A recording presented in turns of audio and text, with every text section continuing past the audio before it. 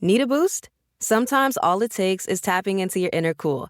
Icebreaker's gum helps you unleash the confidence within. Each chew releases a rush of icy flavor powered by cooling flavor crystals, sending a wave of refreshment to reinvigorate all your senses. Icebreaker's convenient pack fits everywhere, from car cup holders to backpack pockets, so you can find your cool wherever you go. Grab Icebreaker's gum online or at a store near you. You know what's really terrifying? That unfinished college degree lurking in the background, just sitting there, waiting for you. That's where Southern New Hampshire University comes in. With flexible online degree programs, there's no commuting, no rigid schedule, and no more excuses. Plus, they have some of the lowest online tuition rates in the U.S.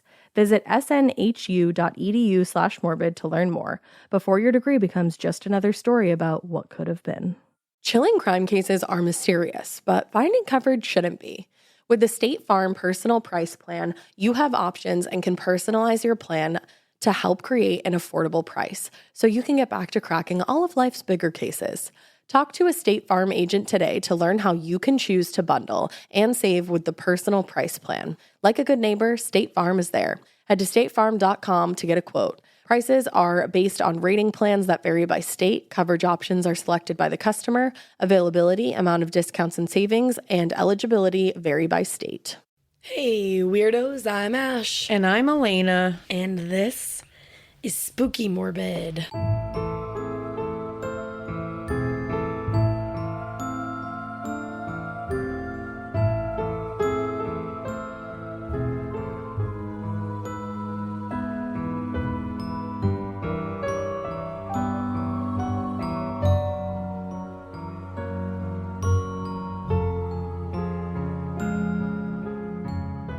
It's Spooky Morbid because it's spooky season. It's always spooky season, but it's like specifically spooky season right now because it's pre-October. It sure is. And it's starting to get like slightly chilly. Oh, bitch, it was 55. Slight chill. 55 this morning. Slight chill in the air. I'm down for it. And it's hoodie season. It's sweater season. It's boot season. It's haunted house season. It's sweatpants season. It's spooky season. It's here. It's among Bitches. us. I have pumpkins on my steps. Let's go. Oh, hell yeah.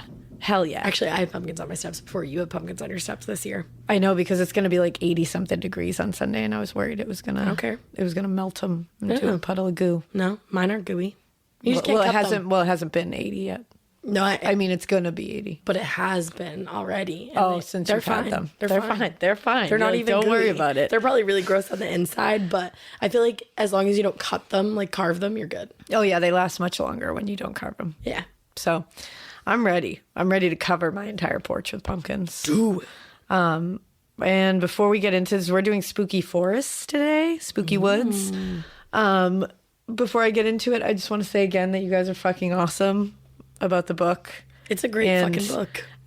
There is an Instagram page called A Morbid Book Club. There you go. I was going to say, I didn't want to get it wrong. A Morbid Book Club. Literally the sweetest human that has ever existed on planet Earth. Love them with every bit of my soul. And they've just been tagging me in all these beautiful videos of people reading the book and opening the book and saying cool things about the book. And it's like literally lit up my week. It should. So they're amazing. They share like all the books that we share. They share other books. They're phenomenal. A Morbid Book Club on Instagram. Go follow them because they fucking rule. I can't thank them enough for doing such sweet things and just being a kind and wonderful human. Yeah, I commented the other day. They just have like the most immaculate vibes. Oh my God, yes. Right? Like beautiful vibes. Yeah. Beautiful human. Beautiful everything. Beautiful hair. Oh, beautiful hair. I want your freaking hair. Beautiful hair. God damn. I had to shout you out because you are just a wonderful human being and you've really made me feel good this week. So thank you for that. And you deserve it. And you deserve it. Oh, I was saying you deserve it and Thank you. They deserve it too. But so do you. Thank you. I appreciate Everybody that. just deserves it. Everyone deserves kindness except for assholes. Yeah. So And even sometimes they do. That's why they're being an asshole. I was going to say sometimes they need it and that's why they're being a dick. But then sometimes there's just like straight up assholes. Yeah, exactly. Like we don't have to talk about that right now. Well, and I think these like, I don't know when this episode is releasing because we're batch recording a bunch of episodes. So who knows when they're coming out at any given time. But I think we talked about another episode how fucking amazing the ghost ritual was the other night. So much fun. But I thought it bared repeating. I mean, duh. I might talk about it every single episode that we go forward. Talk about your book and the ghost ritual every single episode. No, I won't do that. No one will get I mad. promise. But again, we're coming up to Monday, what are we on? 19th. The 19th. I was just looking at our little calendar and it said ghost on the 12th. And I was like, huh. And then I was like, oh, that was the show. Yeah, that was the ritual. 19th. Yeah. The 19th, Tobias Forge is going to be on the show. I cannot stop thinking about it. So I'm just going to keep yelling about it to everybody who will listen. It's going to be so much fun. It's going to be so much fun. I can't wait to ask the questions that we have to ask because they're really weird. I have like high apple pie in the sky hopes. Oh, such high hopes. Yeah. I'm very excited to hear the answers to some of these questions because they're funny. They're strange. So I'm very I'm like, they're funny. You're like, they're strange. They're strange and funny. And unusual. And your questions are going to be answered. We sent him a big list and he is handpicking them, the ones that he's going to answer. So if your question gets answered, just know he handpicked that question. So that's pretty cool. So I know that is really fucking cool, actually. So like, give yourself a pat on the back because that's like a pretty good flex, I would say.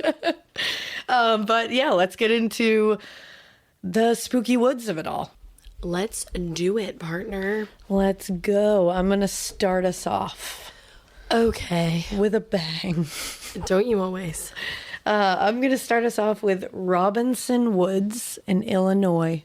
Illinois? In Illinois. Oh, man. I'm just kidding. The whole world would light ablaze. Yeah. If you said that for real. No, I would never. No, it's Illinois. We know that. Don't worry. But this is a wild one. It's one that I did not know about. And it's got like a really gnarly triple homicide attached to it. Oh. That I had never heard of. Okay. Yeah, it's pretty intense. So Robinson Woods is an 80-acre nature preserve on East Road in Chickeming Township, about 30 minutes outside of Chicago. Okay. It's a lot of dense forest. There's like park areas, but it also contains a lot of wetlands and streams, and it's teeming with wildlife. It actually has a lot of really rare flora and fauna because of its diverse habitat. So listen to you, flora and fauna. You know, flora, fauna. We love it. It has an interesting history, too, especially where it gets its name from, Robinson Woods. The land has always been an agricultural, like, gold mine. And it was a place way long time ago. It was a place used to grow, like, they had apple orchards there and peaches, corn.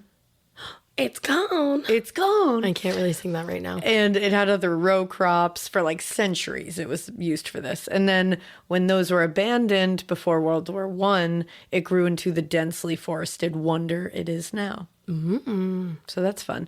So Robinson Woods, actually, the name comes from Alexander Robinson. Do you know him? No. No, I didn't either. That's actually the English name used by Potawatomi, Ottawa, and Chippewa Nation Native American chief Chichipinque. Mm-hmm. I think that's a way better name than Alexander Robinson. Yeah, so much better. But when he was in his younger days in the early 1700s, or in the late 1700s, early 1800s, he was making a living as a fur trader on the banks of the Chicago River. Okay. Then comes the World War. The World War. The war. Not the World War. It wasn't even the World War. No, it was just the war. My mouth just desperately wanted to say world, and I'm not really sure. Has anyone ever had that happen? Because that was a little scary. Oh, no, absolutely. I just felt possessed for a second. Like my mouth was like, you will say world. Sometimes our mouths just like do what they want. It's just... You're like, not what we say. Sometimes that's just what happens. I mean, am I wrong? You're not wrong. Yeah. What I meant to say was the War of 1812. The war. Not the World War. So then comes the War of 1812, and the Battle of Fort Dearborn raged. Now, we know it more as the Fort Dearborn Massacre because it was a fucking terrible thing. Oh. But Alexander Robinson and a fellow Potawatomi fur trader Billy Caldwell, which a lot of people, like historians and people who like history, that might sound familiar. That actually sounds familiar to me. Right? They protected their neighbors, who most of them were white settlers during the battle. Oh, wow. And then aided in evacuating them to St. Joseph, Michigan by canoe.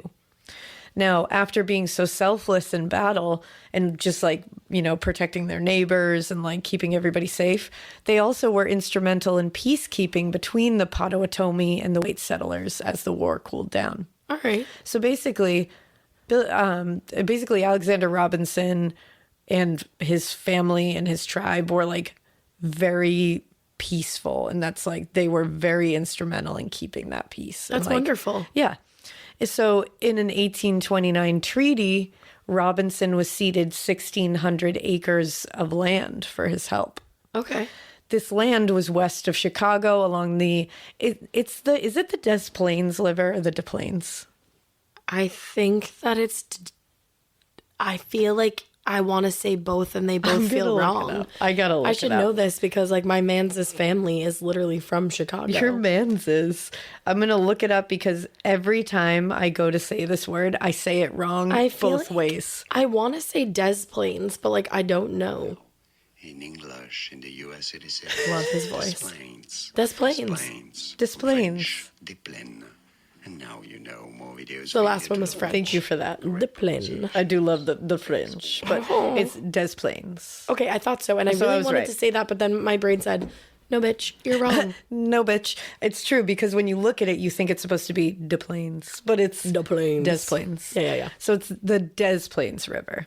Now, part of this land is Robinson Woods, named after Alexander Robinson. It's so annoying. Can I just say that they were like, yeah, we can't say your name, so we're going to give you an English one. Exactly. How fucked is that? And the fact that they were like, yoink, we're going to take this land. Then they raged a war on it. And he was like, wow, I'm going to save all these people because I'm a selfless person and we are selfless people. And then they were like, you know what we're going to do for your trouble? We're going to gift you this land. And it's like, honey. Thank you so much. Honey, that was his. Wow, thank you. That was already theirs. You but thank piece you. of shit. Yeah, thank you so much for that Also, gift of my own land. They were altruistic. You just love that word. It's my word. It's your word. It's my word. It's my word. I own it. No, I'm doing this new thing. Sorry to interrupt you in like the whole last middle of your story. I'm doing this new thing where like I find a new word and it's my word until I can use it a little bit. It's true. I love it. And I've only used altruistic twice and I found it like 2 weeks ago. It's a great word. I like it. Feels right. It feels right in your mouth. Yeah. Yeah. It has good mouthfeel. Yep, it does. Altruistic. Right. It just, And that means selfless. in case you were wondering.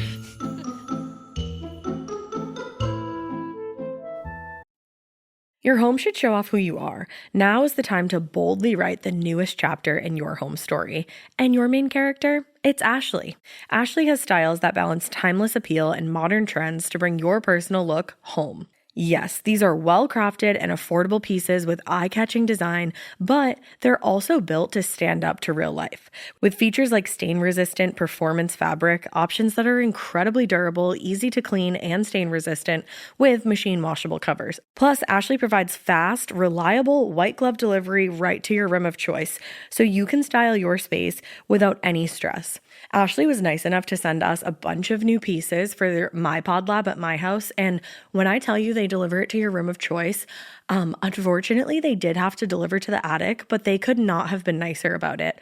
I got, or was gifted I should say, the Revion Lake sofa and love seat. It's in this like olive colored velvety fabric. It's so nice. I will say it is so freaking easy to clean because if you know me, you know that I have a white cat and a black cat and then a multicolored cat. The white cat loves to just roll all up on this furniture and leave his hair everywhere, but it's so easy to vacuum. I also got the Mikie coffee table. So I have that, like I said, in my attic, but I'm ready to order another one for my living room because this coffee table is so beautiful. It has this like antique old money vibe to it. I absolutely love it. And then finally, I got 3 actually of the core stone end tables. They have little shelves in them so you can dress them up and, kind of like personalize them to your style. I highly, highly recommend all all of the pieces that I got.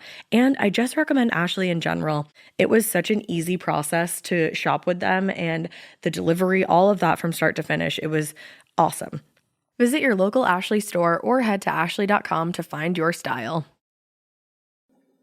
Getting paid twice a month doesn't mean money is scarce. It just feels that way. That feeling makes you do weird stuff, like putting things on a card you didn't need to. Earnin removes that feeling. With Earnin, you can access up to $150 per day of money you've already earned, plus up to $1,000 between paychecks. Standard transfers take 1 to 2 business days with no mandatory fees, and expedited transfers start at $3.99 and cap at $5.99. 5 million people are already on it, and honestly, it's wild it didn't exist sooner. Download Earnin on the App Store or Google Play, spelled like earning money without the G. Type in Morbid under podcast when you sign up. It'll really help the show.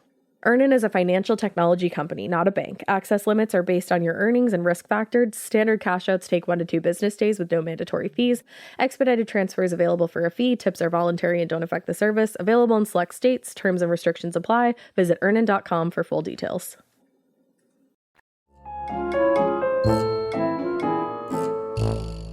Well, they were altruistic, but they were given a gift of their own land anyway. So now, Robinson lived in the reservation until 1872 when he died at the age of 110 years old. Fuck the fuck yeah. Fuck you know yeah, what he did. that's on? Being peaceful. Yeah, it is being You peaceful. know what that's on? Vibing. Not being a dick. Yeah.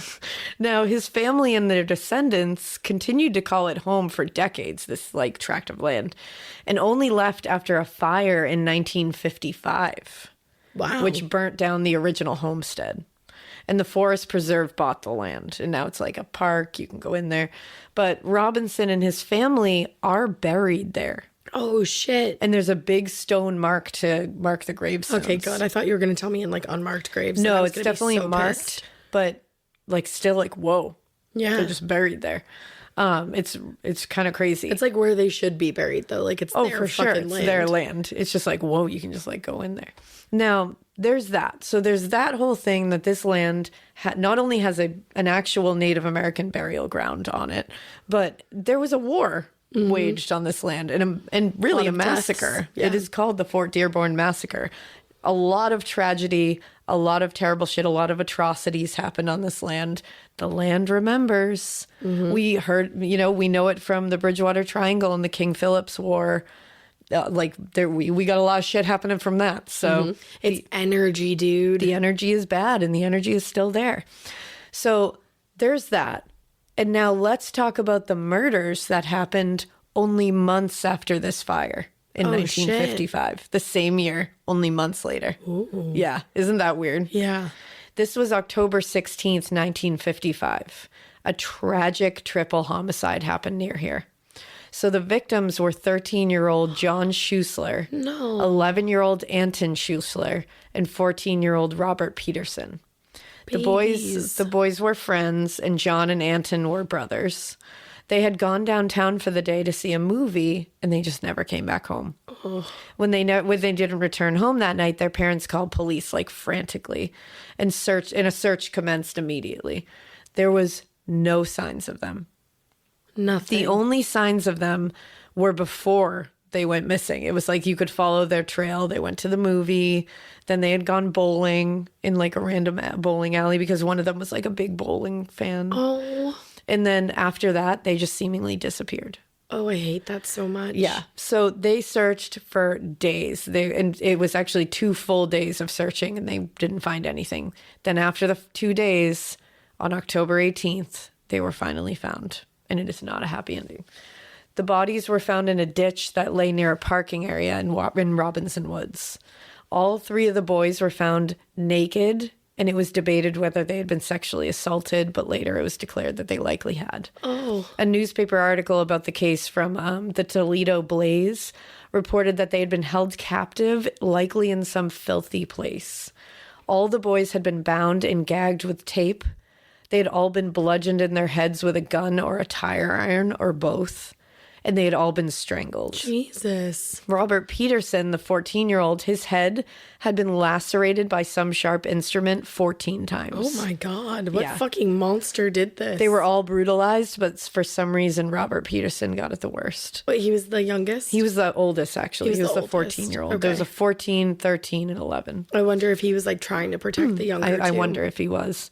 Now, there were no leads, and everyone in the area was in complete shock. This just didn't happen at the time in this area.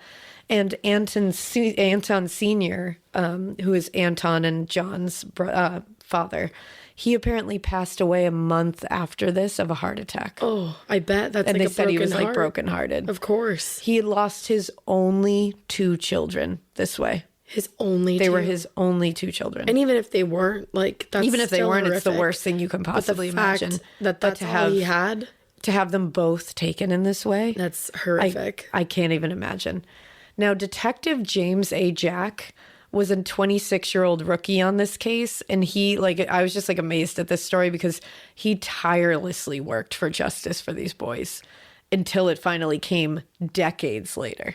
Took that long. Yeah. He was actually quoted in an article as saying, "I thought of it every year. I went to the graves on the anniversary. The last time was the 50th anniversary. My God. I placed a rose on each of the graves. These were wonderful boys. John wanted to be a priest, and little Anton was talking seriously at the time about becoming a veterinarian. Oh. But they never got to grow up like any other children. They never got to go to high school or go to prom night or graduate. And it wasn't until 1995 Oh my God. that the killer was finally found. That's only like 25 years ago. It's No, like crazy. 27. It was 61-year-old Kenneth Hansen, who was actually 22 years old at the time of the murders. What? Yeah. He was a stable hand who picked the boys up while they hitchhiked that day. He had worked for a millionaire at the time named Silas Jane, who was this like powerhouse in horse stealing circles at the time, and was known as kind of a tough guy in that world. Like he was like cracking skulls kind of tough guy. That makes me kind of nervous. And actually he later killed and was convicted of killing his half-brother, this guy. That's probably why I felt kind of nervous. So there's bad people here. Now, Kenneth Hansen told John Anton, said that he basically picked John, Anton, and Robert up while they were hitchhiking, and he told them that he was going to show them a prize-winning horse. And he said this prize-winning horse is Silas's horse, and people knew him. It was like literally a big deal. So it was like, holy shit, we're going to see Silas Jane's prize-winning horse. Right. So he brought them to Idle Hour Stables on Higgins Road, which was owned by Silas Jane, and he tried to sexually assault them. When they fought back, which I believe probably Robert Peterson, Fought the back. 14-year-old, like really fought and tried to help. Right. He murdered them one by one. Oh my God. Yeah. Now, Kenneth was bragging about this, like the talking to hell? people immediately. And it took that long to get him caught? Well, in Silas, what happened was Silas Jane found out, the owner of the stables and his boss, and he set those stables on fire to get rid of the evidence and later filed an insurance claim, a fraudulent one. What the fuck is Silas Jane's problem? And then the boys were dumped in the ditch in Robinson Woods. Like, so he helped cover this up. And he didn't face any charges for doing that? No, he ended up finally facing charges for murdering his half-brother. Yeah, but like, how about the other stuff? Yeah. Now, according to Prairie Ghosts, it's a website, during the 1995 trial of Kenneth Hansen, former victims of his came forward who survived, and they said Hansen had sexually assaulted or harmed them and would tell them to stay quiet or they would end up like the Peterson boy. Oh my God. Yeah. He's like a really fucked up individual. And he was 22 when this happened. 22 years old. He was sentenced to 200 years in prison. Good. Not enough, but great. In 2002, though, he got a new trial because they said, basically, they were saying that the jury shouldn't have been allowed to hear his prior, like, incidents with other boys, which I never understand. I'm like, come on. It's like that speaks to your character. Exactly, and very much so since you've murdered 3 little boys. And it was like pertinent because you brought them up. Exactly. Now, luckily, he was found guilty again. Good. And he died in 2007 in jail. Bye. So, obviously, with all of this shit, paranormal activity seems like it would be a given here. And it is. Now, everyone says they feel watched in these woods and feel a very heavy presence. People say like the second you walk in there, you're going to feel like the weight of the world on you. Well, think of how many people were killed. Yeah. And it's the most common reported thing, this heavy, like really just intense feeling. I feel like I just wouldn't want to go there. And if you happen to take something from these woods, You should not do that. like something you find on the ground or anything like that, they say that you will feel that heavy presence until you bring it back. Yeah, don't steal. So don't do that. Now, there was investigations in 1974 and 1975 by 2 paranormal researchers, and these investigations revealed something very interesting. They were able to capture an audio recording, and the audio sounds like what seems to be drums in the distance. Oh, cool. And it's really near the Robinson family graves that you can hear this. Ooh. And the sound is one that tons of people hear. Even today, people will say, I hear drums when I go in there. Ooh. And they say that they feel like they're coming closer and closer, and they're very on rhythm kind of drums, like war drums, basically. And it's very clear, very ominous. Sometimes that's when the heavy feeling will come about. Ooh, I feel a heavy feeling right now. I know, it gives me like the chills. But that's another thing in the Bridgewater Triangle. Yeah. People will hear drumming near like where the King Philip's War happened. It makes sense because they used to like do that while they were coming in. Exactly. Now, another sound often reported is someone snapping or cutting down a tree with an axe. But there's no one around and no tree falls physically. And would the settlers probably do that to like build shelters? Probably. Yeah. And like they probably all would. And it's like, but that must be so weird to hear somebody chopping down a tree with an axe and then there isn't one. That's like a residual haunting. Yeah, they just imagine if that's your residual haunt. You would be so jacked. Just keep cutting down a tree. Your arms would be so sexy. You would be very jacked. You would be able to do those TikToks where people just chop wood. Have you ever seen those? I always get people duetting those, and they're really funny because they're always people that are like, why am I watching this? I love that. I thought you were going to say you were going to be able to do one of those TikToks where like the people like can lift the other people in those like weird yoga moves. Not I don't get those either. Oh, interesting. Weird. We have very different We do have very different For You pages, but you could do those TikToks, I suppose. But those are weird. Could do either TikTok. You could do either one. But it's very weird. Like it's just to hear somebody chopping down a tree and then nothing happens. But of course, these are kind of fairly innocuous by themselves. Like, nothing really crazy. But people also report hearing screams and screeches. No, thank you. And people think these may be flesh pedestrians or rakes. I'm leaving. So I just got a chill. Yes, I just got a full body chill. Do you ever get a chill that gets stuck? Yes. I have a chill that's stuck. It's a stuck chill. Oh. It's like it's buffering. It's a chill that's buffering. I'm feeling freaked out. Yeah, it's a lot. Now, besides sounds, people have seen full body apparitions of Native Americans, of settlers. People have said that they've seen little kids. No. They've also said that they specifically see Alexander Robinson and his family. They see that would make me feel okay because they were peaceful. They feel like a rad group of people. Yeah, they were just like vibes. Yeah. And apparently, and he doesn't come off as like aggressive or anything. Like none of these are very scary. But apparently a lot of activity happens on the left side of the Robinson family monument, which is strange. And there's no explanation? No, it's just like that's where it's really reported. Huh. And people report seeing a lot of strange lights in the middle of this place. Oh. And they see them in the middle of the night when the park is closed because you're not allowed to be in this place. It's only open from sunrise to sunset. Mm-hmm. So in the dark, they'll see like torch lights walking through the forest and on the paths. Oh. And some people have taken video. I saw a few videos of people taking them from the roadway, and they're like, what are those fucking lights? And you can see it moving in the woods. No, that freaks me the fuck out. Yeah.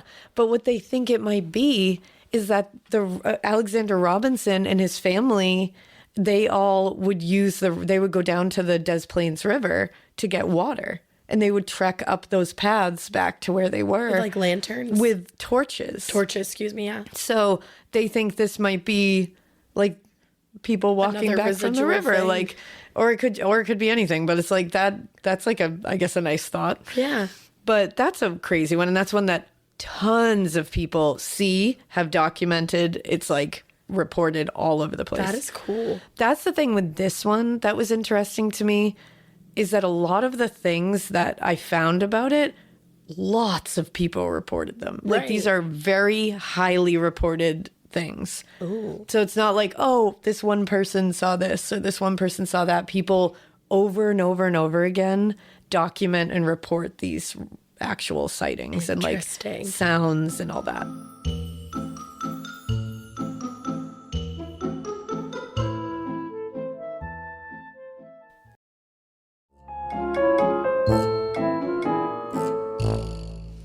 Now, we've talked about seeing things. We've talked about hearing things. You also smell things in here. Oh. Now, people will smell a very strong smell of violets or lavender near the burial sites. Ooh, I love the smell of lavender. And they'll smell this even in the dead of winter when no flower is around. Ooh. And people claim it is strong and that it feels like it's sitting very close to the ground. Lavender is supposed to be like a calming scent, so that's interesting. And it's near the Robinson burial ground. Huh. So I spray my pillow with lavender before I go to sleep. I love a good lavender smell to chill me out. Yeah. But that's a funny one. It's just like, wow, I wonder what that's about. Maybe it's just like a calming vibe. Yeah. That they're just giving off in the afterlife. I also read reports of animals acting strange in this park. Sometimes people will see a group of deer, and actually there are videos of this too, that will all just walk toward the person instead of running away. Are they not deers? Or they'll just stay. I know, I was thinking that too. Are they not deers? Or they'll just stay still and stare at them. But there's also reports and videos, again, of groups of deer literally following people out of, like, walking them out of the woods. Oh, it's like they're, like, protecting them. Like, staying with them like guards. That is really cool. And there's videos of it where, like, somebody's walking out of the woods and they're literally taking video of these animals around them. And there's, like, several deer walking with them down the path. That is really fucking like, they're on the cool. outskirts, but they're walking with them. And it's like they're just, like, leading people out of the woods. I don't know, like, a lot about it, but I do know that, like, animals are very important in Native American culture. Yeah. So it's like maybe they're just, like... Maybe it's just part of the whole thing. Exactly. And it's, like, I don't know. It doesn't... It's, like, it's had a lot of bad shit happen. And it's got bad, but it seems like... Yeah, it seems like there's some, like, heavy energy there for sure. Like, people have felt, like, very heavy energy and are like, I didn't like it. Yeah. But then there's other stuff that feels like it's, like, not, it's, like, very... I kind of wonder if it depends what you bring in there. You know, like, what kind of energy you go in with. I know, I wonder that, too. Because usually you get that energy, like, you get the energy you give. Yeah, because it's, like, some of it feels malevolent, but I wonder what that's... And, like, this stuff is so benign that it feels like... If you're just going in there, like, maybe open and, like, respectful. Right. Maybe. But then I saw a news report where they had a medium, and he was claiming that the spirits in that area just wanted people to get off their land. Okay, yeah. And that, like, this was their land and they wanted them off them. I'm saying that's one medium, but, like... Yeah, of course. He made it more of a, like... Malevolent thing. Malevolent kind of thing. But I don't know. Maybe that's what... It's what you bring in that you get out. Well, and you also have to think, like, how many people came forward to him. Like, that's not representative of everybody there. No, it's definitely not. But you can visit there if you want. You can do that. It's open from sunrise to sunset. Don't be trespassing. Apparently, it's also a very nice place to take a nature walk. It's, like, very lovely.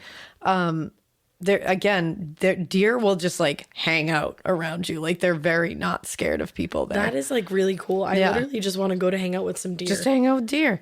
But just, like, be careful when you go out there. And don't take shit. Be respectful, exactly. Be very respectful of the burial grounds. And, I think it sounds like kind of a cool place. It does. But also terrifying. I mean, that's right up our alley. It's had some really... Okay, let's have some real talk, just one-on-one for a second. I know you know this feeling. You start your period and the only pad that you have available is uncomfortable. It's like crunchy and weird. We can literally start our car from our phones, but we're still settling for crunchy, uncomfortable pads. Girl, listen, when you're looking for softness and protection, Kotex has you covered. They are changing the game with a completely redesigned lineup of pads and liners that are designed around what women actually want, like Kotex Bamboo. Kotex Bamboo has a 100% bamboo-derived viscose top layer that provides ultra-soft protection, which means you don't have to worry about feeling itchy or uncomfortable. It's like the worst feeling ever. It's gentle on the skin, and it's made without fragrance, too. Check out Kotex.com for more details on the new and exciting launch of Kotex Bamboo, available in regular, heavy, overnight, and daily liners. Every flow covered. Now available at retailers nationwide. The Sherwin-Williams summer sale is here. Get 30% off select paints and stains or 35% off their newest product, Emerald Symmetry, July 17th through the 27th. Whether you're looking to refresh your interior or your exterior, they've got the colors to bring your vision to life. And with delivery, getting everything to your door is easier than ever. Shop online or visit your neighborhood Sherwin-Williams store. Retail sales only. Some exclusions apply. See store for details. Delivery available on qualifying orders. Big atrocities happen there. Yeah, I mean, that triple murder was gnarly. That's just like really, really tragic, really sad. Yeah. And if you look up the story of that murder, it really, because of course, back then they would just splash crime scene photos across front of a newspaper. So just be a little careful when you're looking for it, because it will shock you. But it also reminded me that the photos reminded me very much of the West Memphis 3. Yeah. Photos and like the crime scene. It was like I got like taken aback by it. I was like, oh yeah, you were telling me that earlier. Very similar. And geez, like it will just pop right up on Google. So be warned about that if that's not something that you're ready to see, which most people probably aren't. Yeah, if you type in their names and you're looking for like news reports, if you hit Google Images, one pops up that's very graphic. So just be aware of that, because it's kids. Yeah, so. that's why I feel like sometimes I'm like, can like somebody work on that? Google Images, can you chill out? Like just a little bit. Yeah, just a little bit. But that is Robinson Woods in Illinois. Huh. I wonder if Drew's dad knows about that place, or like any of his family. I know, I wonder, because a lot of people said that it's a place where people heard about when they were little, when they're there. It's like a local thing. I'll text Drew's dad later to see. It's a little late right now, but I'll text him maybe tomorrow and update you next time. Yeah, and see if he knows about that murder case. Well, sorry, what year was that again? 1955. 50s? Yeah, so he probably would have. I don't think he was born yet. I don't know. I'm bad at math, so math. I'm actually not even bad at math. I just like don't know it right now. I just not right in this moment. I don't know math. 9:18 p.m. So I'm done mathing. Yeah, it's late. All right. Well, that was like really interesting. So thank you for that. No, you're welcome. No, thank you. Thank you. No, thank you. No, I'm just kidding.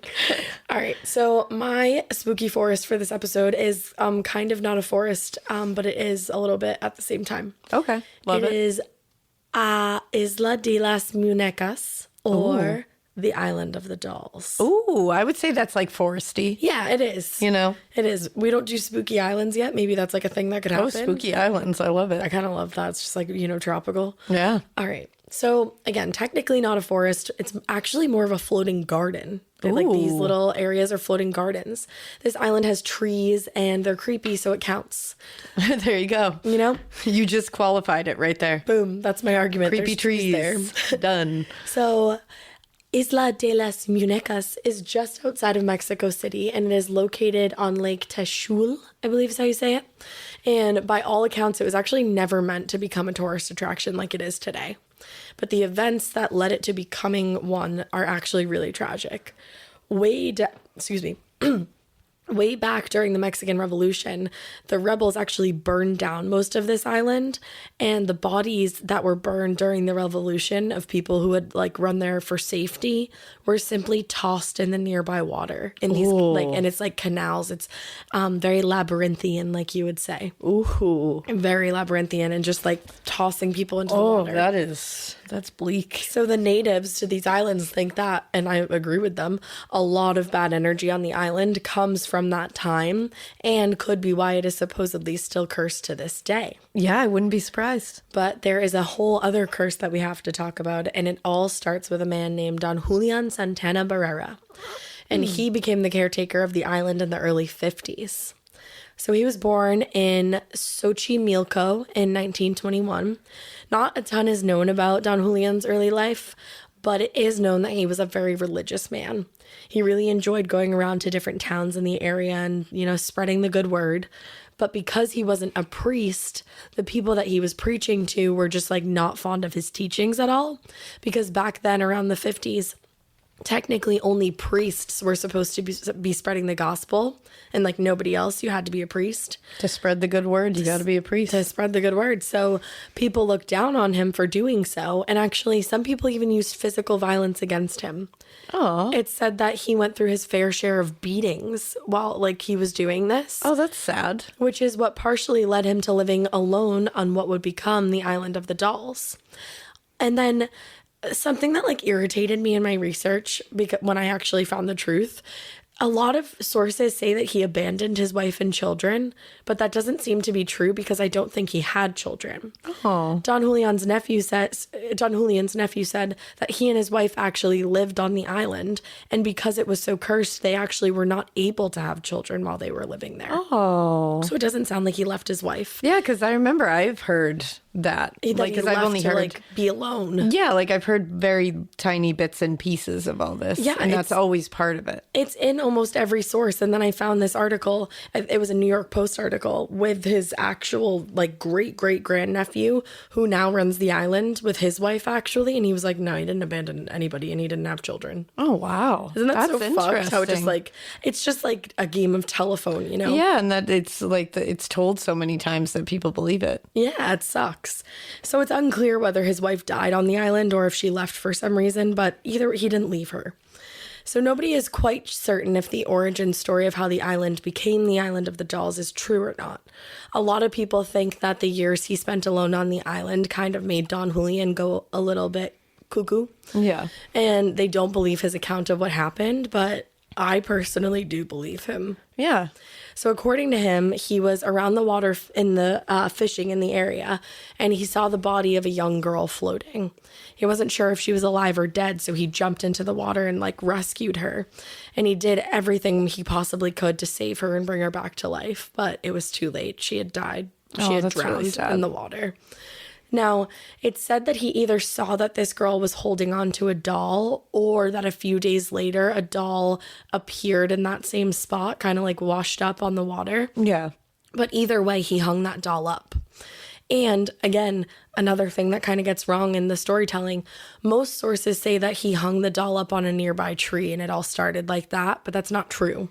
Don Julian's nephew actually said that the doll was hung up in his small cabin on the island, which makes sense because I actually saw a clip of the original doll and it's in that cabin that still exists today. Oh, okay.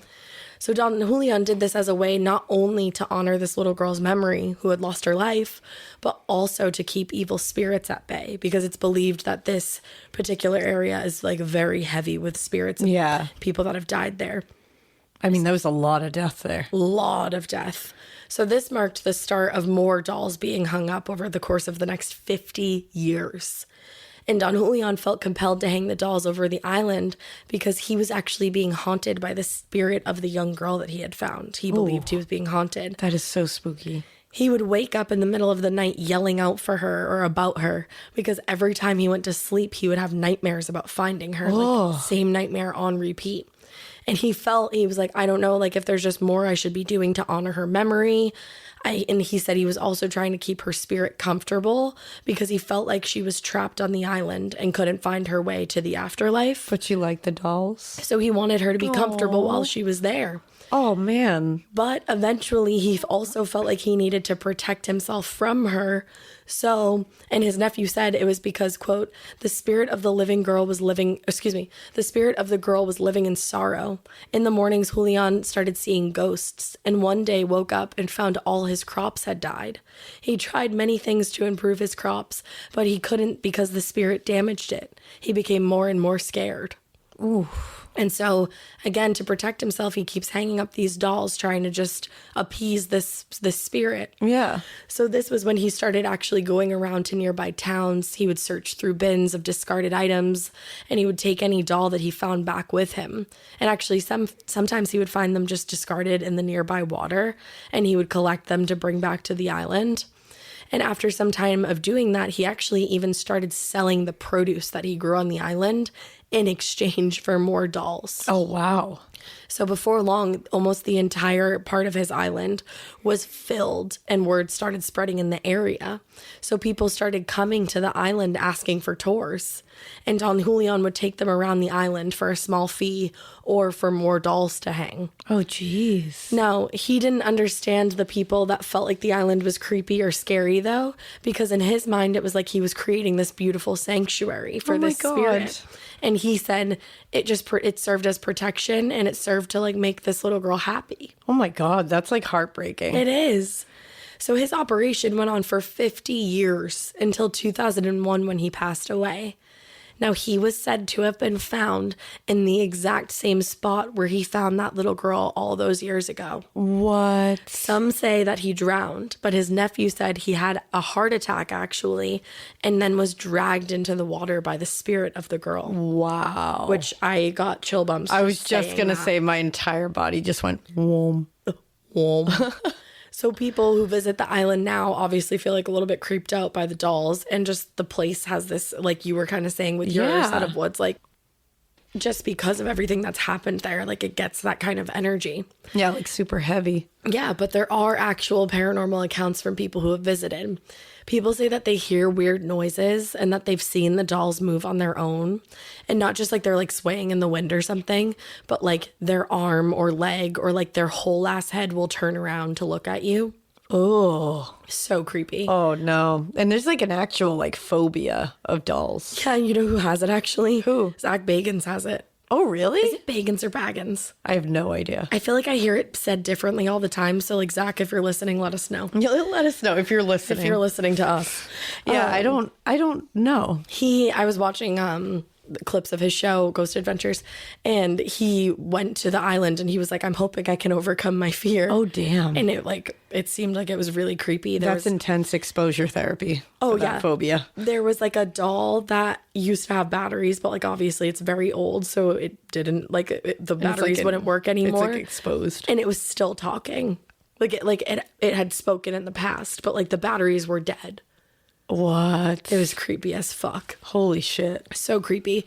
People also say that they hear the dolls whispering to one another. Oh my God.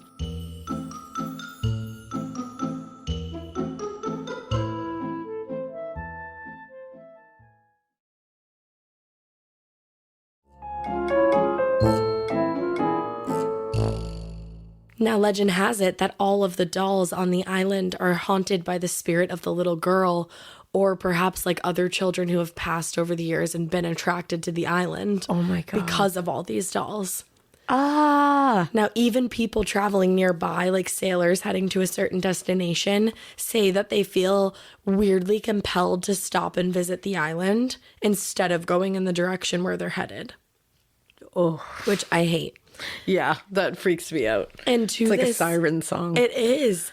And to this date, there are more than 1,500 dolls hanging from the trees. Holy shit. And within that little cabin. And a lot of them are like even creepier than they once were, which is saying a lot because Don Julian would hang them in whatever state he found them in. Like missing eyes or not, missing limbs or not. Yeah. But because it's been so long, and on top of that, they're even dirtier and more messed up than they once were. So they're like very, very creepy. They're very like Sid from Toy Story. Yes. Kind of toys. Yeah. And they like some of them have been there so long that like there's cobwebs that just like overtook their faces. I saw a picture of one of those and it ruined me. The original doll is still there in the cabin. What? The original doll. Oh, and I want to see that. It had like, it used to have arms and legs, obviously, and they're all like frayed. So they're just kind of like these like weird like appendages. Oh. And the face is just like super dirty. I swear I'm going to have nightmares about it tonight. Oh, man. It's so creepy. I'm looking up the original doll right now. So if you do want to go to the island and see it, you can. It is in the canals again of Xochimilco, which is south of Mexico City by about 45 minutes. And it's still run by Don Julian's family.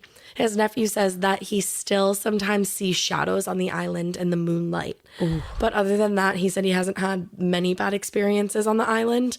but he will not stay there. Like, he does not live on that island. He lives on another island nearby. Yeah, I can't imagine living on that island. No, but if you do want to go, the boat ride to the island takes about 2 hours. So, like, just know that ahead of time. You have 2 hours to sit there and wonder what you're going to see. You have 2 hours to make a decision to turn around and go back. But, like, good luck with that, because I don't know how you're going to turn around and go back. Oy. That's so creepy. That is... I want to go. I want to see it so bad, but I feel like go. the vibes would be so intense. Oh, the vibes are so heavy there anyway, just because of everything that happened with, like, the revolution and all of that. Oh, like, yeah. It's so intense. When you think of how heavy, like, going into Abby Borden's room in the Lizzie Borden house, I've never felt something like that before, where it was just Me like, either. oof, like all of a sudden it was just this really heavy, like hard feeling. Like I didn't feel good and I was dizzy and I just felt like I was like, ooh, we should not be here. I remember, like, you know that feeling when you, like, you've locked your knees so you're going to faint and your tongue starts to get, like, I don't know how to describe it, but, like, do you know the feeling of, like, how your mouth feels when you're going to faint? Yes. When we were in there, that's what I felt like. Yeah, you And I feel was like you're going to pass out. Yeah, it was weird. And I remember we both looked at each other and we were like, we got to get out of here. Yeah, I was like, I want to get the fuck out of here. But imagine you're on this fucking island. And you can't get off? Like, you have to wait for your boat to come back. No. And then you have to, like, row away from that place. That's a lot for me. I would need to be airlifted out of there. That's a lot for me. But I don't think any plane could land. No, and both of those options sound terrible to me. Yeah, you're not a flyer. I'm not I'm a driver in a car. Which is funny because that's more dangerous. I know. I picked the most dangerous of all the transportation, and I'm like, I feel more comfortable in this. Thank you. I love it. But wow, that's terrifying and also heartbreaking I know. in like several ways. I know. Like the story of the little girl drowning. and him like finding the doll and then just dedicating his whole life to, like, appeasing her spirit. well, that's the thing. And he like feels like he wanted to make it this like haven for her while she was waiting to go into the afterlife. I keep getting chills. I don't know what's happening right now, but I'm freaking out. And like, you know, him trying to like protect himself from her at the same time as making this her like paradise. I don't know why you just freaked me out so bad. I keep getting chills. I'm like, it's a little freaking me out. I don't like this. Do you know what? I actually do feel like we need to sage in here, and like, we'll get the ethical sage. Don't worry. Yeah. I have that one. You do? I do. But I feel like because sometimes, like, we talk about energy so much, we talk about really heavy things in this room. Yeah. And sometimes I do feel like we need to like clear the it out. energy. Yeah, I agree. Yeah, it's getting a little heavy in here. It's getting a little heavy in here. I think it's time to get out of here. Yeah, I think it's time to wrap this up. Guys, that was Spooky Woods. Spooky woods and an island.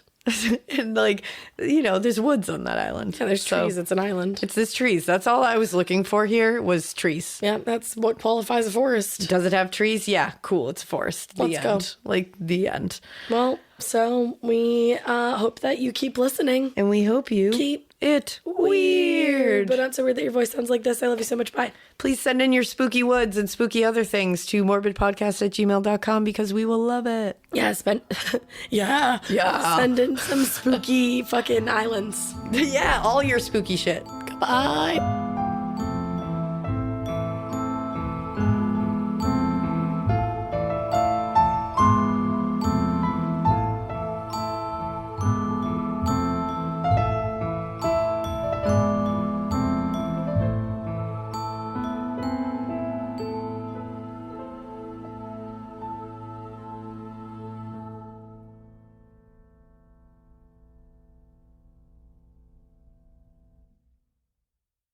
Waking up exhausted, foggy, and running on empty? For me, one of the missing pieces was magnesium support.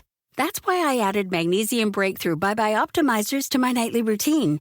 It's a powerful all-in-one magnesium complex with 7 forms of magnesium designed to support relaxation, sleep, stress response, and recovery. If you're ready to feel more rested and have a great summer, go to bioptimizers.com/hags and use code HAGS for 15% off any order. I like things my way, my coffee, my schedule, and my treatment. So I talked to my doctor about self-injecting with the Vyvgart Hytrulo prefilled syringe, which contains Efgartigimod alpha and hyaluronidase QVFC. It's injected under your skin, subcutaneously. It means I can inject in my space, on my time. It's my treatment, my way. Visit VivGuardMyWay.com. That's VYVGART myway.com. And talk to your doctor about Vivguard Hytrulo, brought to you by Argenix.